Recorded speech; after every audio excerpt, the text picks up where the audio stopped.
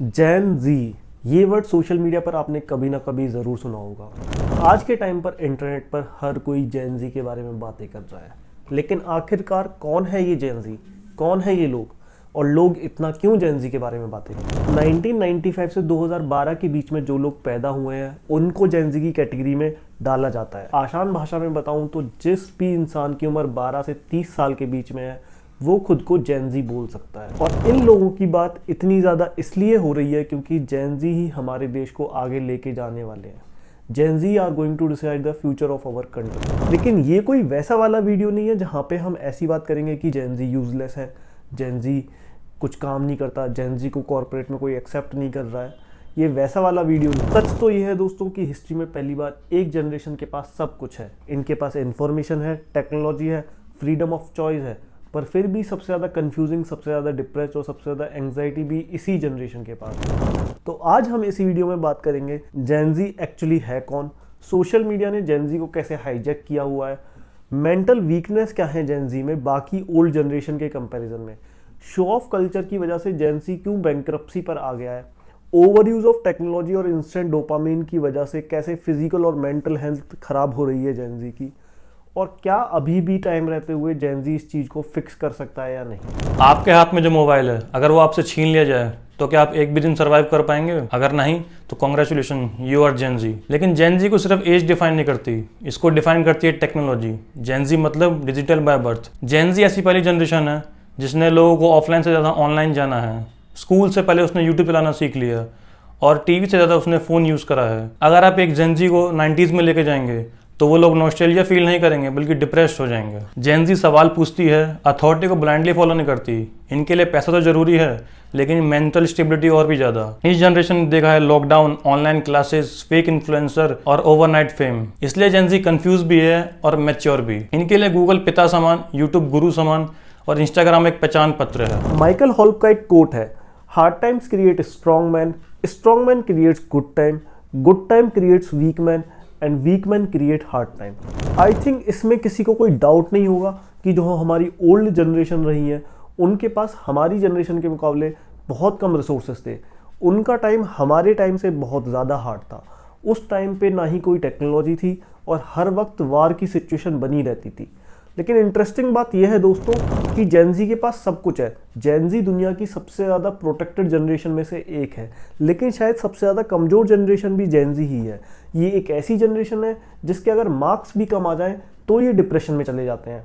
वहीं आप old generation की बात करो तो उनको डिप्रेशन, एंग्जाइटी, इस वर्ड्स का मतलब भी पता नहीं होगा क्योंकि उस टाइम पे ये कॉमन ही नहीं था।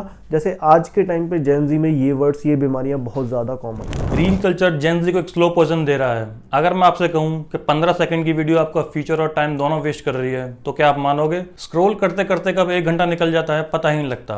पहले हम 2-3 घंटे की मूवी भी इजीली देख लेते थे, लेकिन आज का जेन जी एक 30 सेकंड की वीडियो भी स्किप कर देता है। रील्स ने हमें इंस्टेंट डोपामिन का एडिक्ट बना दिया है। दिमाग को लगता है अगली रील और अच्छी होगी। इसका रिजल्ट क्या होता है? पढ़ाई में मन नहीं लगता, बुक्स बोरिंग लगती हैं और फ्यूचर गोल पर फोकस नहीं होता है।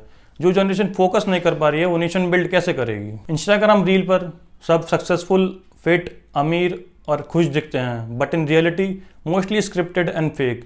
20 साल का लड़का बोलता है कि ड्रॉप आउट हूँ लेकिन मैंने लैम्बोर्गिनी ले ली। इसको जेन जी कंपेयर करता है अपनी नॉर्मल लाइफ से और डिप्रेस्ड फील करता है। उसको लगता है कि शायद मेरी ही सेल्फ वर्थ कम है। रील्स ने एक ऐसा आइडिया घोल दिया हमारे दिमाग में कि हार्ड वर्क इज ओवररेटेड, बस डांस करो, ट्रेंड फॉलो करो और फेमस हो जाओ। आजकल रील्स ने तो रियल कन्वर्सेशन को किल ही कर दिया है। पहले लोग मेट्रो और बस स्टॉप पे वेट करते हुए एक दूसरे से बात करते थे, सवाल पूछते थे, लेकिन आजकल की जनरेशन तुरंत फ़ोन निकालती है और ईयरफोन लगा के बैठ जाती है।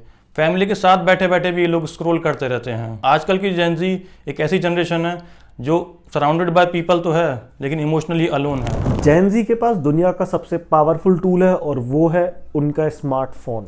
लेकिन वही फ़ोन धीरे धीरे उनकी सबसे बड़ी प्रॉब्लम बनता जा रहा है, उनकी सबसे बड़ी वीकनेस बनता जा रहा है, क्योंकि पहली बार हिस्ट्री में एक जनरेशन को डोपामीन इतनी आसानी से मिल जा रहा है। बोर हुए नहीं कि फ़ोन निकाल लो, रील्स स्क्रॉल कर लो, थोड़ी कोई कॉमेडी वीडियो देख लो, डोपामीन हिट कर लो, बिना किसी एफर्ट के, बिना किसी स्ट्रगल के और बिना किसी पेशेंस के। प्रॉब्लम टेक्नोलॉजी नहीं है दोस्तों, प्रॉब्लम ये है कि टेक्नोलॉजी ने जेन जी को एफर्ट के बिना ही रिवॉर्ड देने की आदत बना दी है और जब किसी भी इंसान को बिना एफर्ट के रिवॉर्ड मिलने लगे तो वो मेहनत करेगा ही क्यों। टेक्नोलॉजी का ओवर यूज करना बुरी बात नहीं है दोस्तों, बट अगर आप उसका यूज पॉर्न देखने के लिए करोगे तो वहां प्रॉब्लम आ जाती है। अभी कुछ दिनों पहले ही एक रिपोर्ट के मुताबिक India ranks number 1 in watching adult movies. Number 2 और नंबर 3 पर भी हमारे पड़ोसी देश पाकिस्तान और बांग्लादेश आते हैं। तो आप सोच सकते हो कितनी बुरी हालत है हमारे देश की, किस डायरेक्शन में हमारी सोसाइटी जा रही है। शायद इसलिए तो रिलायंस जियो ने या मोदी जी ने इंटरनेट इतना सस्ता नहीं करवाया था कि हमारा देश इस दिशा में आगे बढ़े। तो आज चलिए बात करते हैं जेन जी के पॉजिटिव साइड का। जेन जी एक टेक स्मार्ट जनरेशन है। जेन जी बॉर्न विद टेक्नोलॉजी जनरेशन है, जिसके लिए mobile, AI, editing apps, coding और फ्रीलांसिंग कोई रॉकेट साइंस नहीं है। जेन जी जॉब क्रिएट कर रही है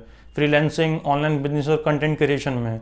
ये पुरानी जनरेशन की तरह जॉब ढूंढती नहीं है। जेन जी जॉब सीकर नहीं, जॉब क्रिएटर का पोटेंशियल रखती है। जेन जी अवेयर है, अलर्ट है, बोल्ड है, ब्लाइंडली किसी भी सिस्टम, कल्चर और ट्रेडिशन को फॉलो नहीं करती। और जो जनरेशन सवाल पूछती है वही फ्यूचर बदलती है। Creativity on another level, memes, mobile app, editing, freelancing, Gen Z हर चीज में आगे है। प्रॉब्लम ये नहीं कि टैलेंट नहीं है, प्रॉब्लम ये है कि सही डायरेक्शन नहीं है। जेन जी टैलेंट से भरी हुई है लेकिन कमी है तो बस डायरेक्शन की। जेन जी सिर्फ कंट्री या सिटी तक लिमिटेड नहीं सोचती। इंटरनेट ने इनको ग्लोबल एक्सपोजर दिया है। डिफरेंट कल्चर, आइडिया, अपॉर्चुनिटी सब एक्सेसिबल है। जेन जी की सबसे बड़ी स्ट्रेंथ है अडेप्टेबिलिटी। नई टेक्नोलॉजी हो, नई स्किल हो या फिर नया ट्रेंड हो, ये लोग इजीली अडेप्ट कर लेते हैं। लर्निंग स्पीड फास्ट है।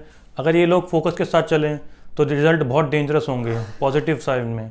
जेन जी वीक नहीं है, बस जेन जी कंफ्यूज्ड है। डायरेक्शन मिल जाए तो ये लोग इंडिया का फ्यूचर बदल सकते हैं। जेन जी ओपन माइंडेड है, बोल्ड जनरेशन है जो कि सवाल पूछती है और चेंज से नहीं डरती है। जेन जी जातिवाद में बिल्कुल बिलीव नहीं करती। ये लोग सिर्फ सर्वाइव नहीं, अपने टर्म्स पर जीना चाहते हैं। किसी भी प्रॉब्लम को समझ लेना सिर्फ आधी जंग जीतने के बराबर होता है। इंपॉर्टेंट ये है कि आप प्रॉब्लम को समझे और फिर देखें कि सॉल्यूशन तक कैसे जाया जा सकता है। सबसे इंपॉर्टेंट तो ये समझना है कि जेन जी के पास टेक्नोलॉजी है, इंटरनेट है, बस जरूरत है तो इन सब चीजों को यूटिलाइज करने की, समझने की कि हमारे लिए क्या इंपॉर्टेंट है और क्या नहीं। अगर आप टेक्नोलॉजी का यूटिलाइजेशन सही डायरेक्शन में करोगे तो आप घर बैठकर मल्टी बिलियन डॉलर कंपनी बना सकते हो आज इंटरनेट की मदद से। इस बात में कोई डाउट नहीं है कि जेन जी ज्यादा कॉन्फिडेंट, ज्यादा बोल्ड पर्सनैलिटी है कंपैरिजन टू ओल्डर जनरेशन। बस जरूरत है तो एक प्रॉपर स्किल सेट की। याद रखना दोस्तों, सिर्फ एक इंसान लगता है पूरी ब्लड लाइन की किस्मत बदलने में। और आप आज के टाइम पे जहां पर हमारा देश इतना ज्यादा डिस्ट्रैक्टेड है इंटरनेट की दुनिया में, वो इंसान बन सकते हैं। बस जरूरत है तो एक जील की, एक मोटिवेशन की, जो आप इस वीडियो से ले सकते हैं। नेक्स्ट वीडियो किस टॉपिक पर बना जाए आप कमेंट सेक्शन में जाके बता सकते हैं और चैनल को सब्सक्राइब कर लीजिएगा नेक्स्ट वीडियो के लिए। जय हिंद, जय भारत।